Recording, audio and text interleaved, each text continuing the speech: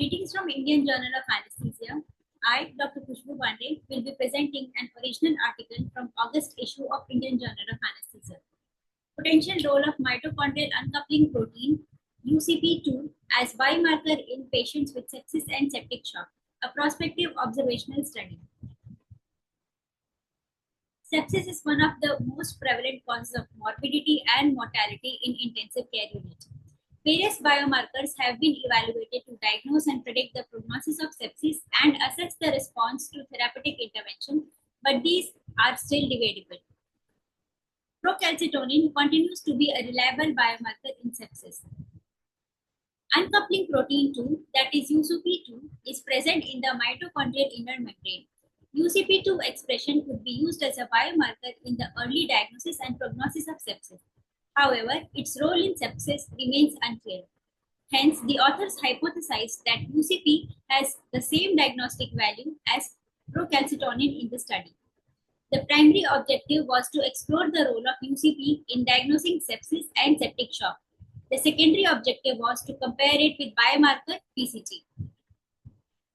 The study was approved from the Institutional Ethics Committee and was registered under CTRI. It was a prospective observational study where patients with age more than 18 years admitted to the surgical ICU or medical ICU with a diagnosis of sepsis or septic shock based on QSOFA score were enrolled in the study.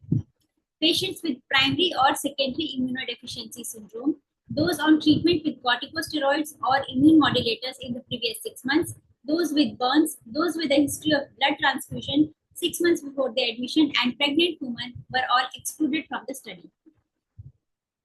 The sample size estimation between two proportions of expression of reverse transcription polymerase chain reaction analysis of UCP mRNA level in blood cells in patients with sepsis and healthy individuals, according to the study done by Jiang et al., was 79% expression in sepsis patients and 8% in healthy individuals.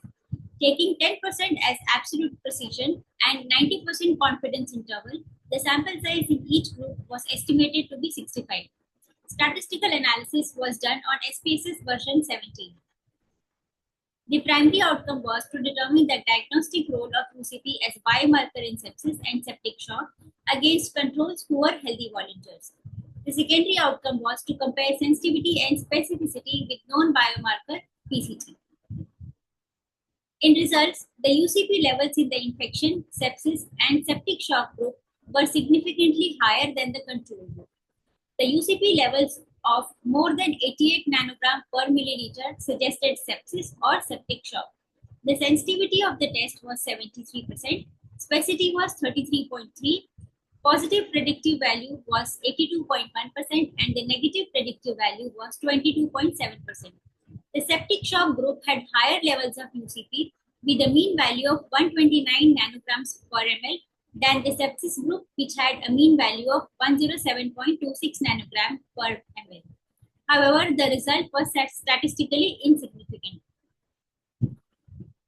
These are the investigations at the time of admission and the ROC curves of UCP for diagnosis of infection or sepsis or septic shock in the study.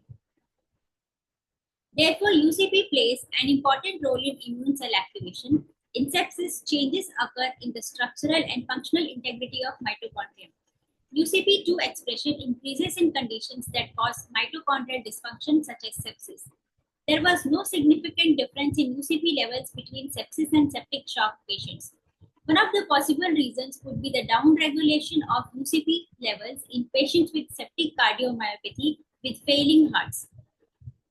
The authors also attributed their result to logistic issue, which may have crept in while the samples were collected and stored.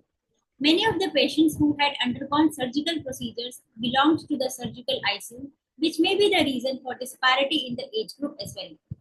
Factors such as diabetes, atherosclerosis, smoking, obesity, and drugs could also have affected the levels of UCP2. Therefore, in conclusion, UCP2 levels were significantly elevated in infection, sepsis, and septic shock patients in comparison to the controls. The UCP levels increased with the severity of the disease, indicating its role as a potential early sepsis biomarker. Thank you.